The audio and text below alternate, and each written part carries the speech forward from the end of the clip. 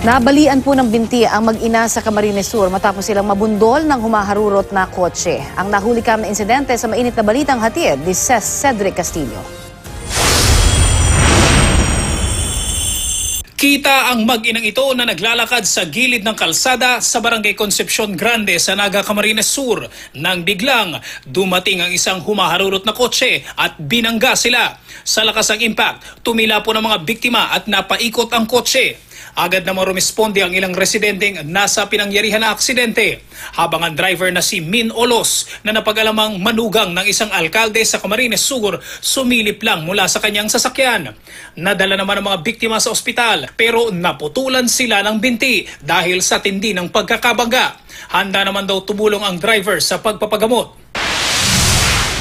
Sirang-sira ang kubo na tinitirhan ng 71 anyos na lalaki sa Alegria, Surigao del Norte matapos itong masalpok ng isang pickup truck.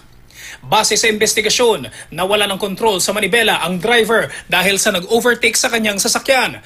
Doon na siya dumiretso sa gilid ng kalsada kung saan nakatayo ang kubo.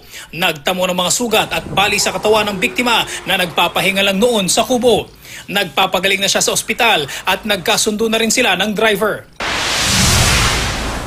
Sa Ilagan, Isabela, wasak ang harap ng isang AUV matapos naman masalpok ng kasalubong na truck.